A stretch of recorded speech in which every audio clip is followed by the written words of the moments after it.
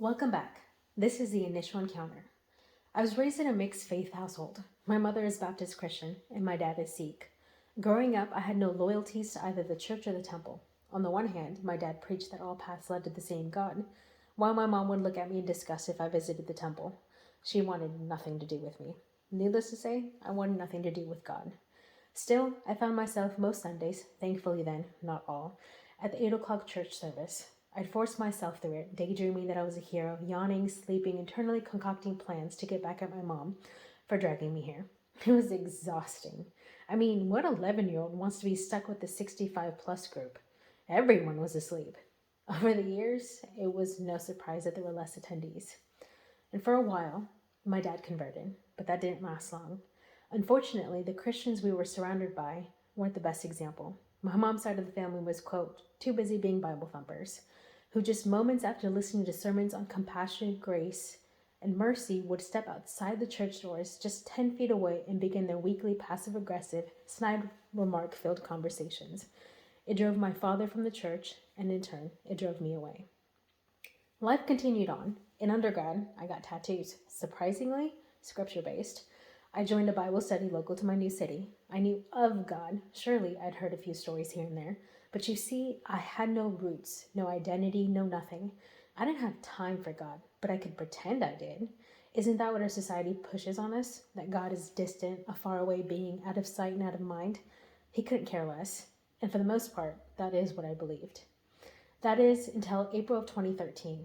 I remember one random day I left campus feeling like utter trash. Throughout the day, I just kept having depressive thoughts. I was worthless, pathetic, a sorry excuse of a human being. These thoughts weren't new to me. I had been dealing with depression and suicidal thoughts since I was 9. I'd always hated myself, and I believe that was normal.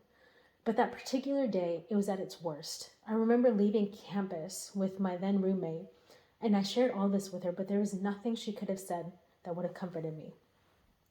The next day was Bible study, and I will never forget what was taught that night. Here I am, carrying this burden, this self-worthlessness, when moments in, Pastor Carey spoke on the truth. When we die, it's Christ who stands before the Father and says, I died for her. I died for him. I have written them into the palm of my hands. She is enough. I love her. They are mine. Oh boy, did it take all my self-control to hold back the tears. I was raised to be strong, a warrior, to never show my emotions. And in the blink of a moment, the God of all this earth, the God of heaven, had revealed himself to me. He had spoken to me through my pastor. He cared enough to see how defeated I was, for no reason, and met me in my mess. I never felt true love until that moment, and I vowed to hold on to God, but that's easier said than done. I had no foundations, no knowledge of him, and well, life went on.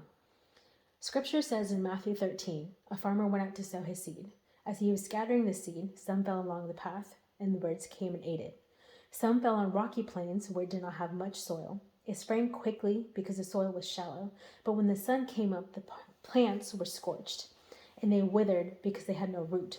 The truth is, despite my encounter, I had no root, so that quick plant didn't last a chance. In hindsight, I realize now that a seed was still planted.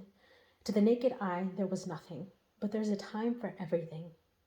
And under the surface, the seed was doing its work. I just didn't know it yet.